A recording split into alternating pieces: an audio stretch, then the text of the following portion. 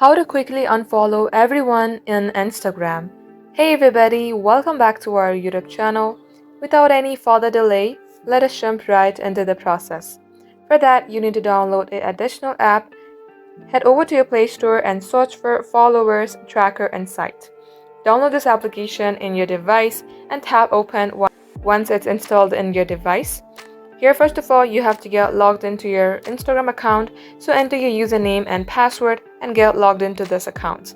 As you do so, you will see a page like this.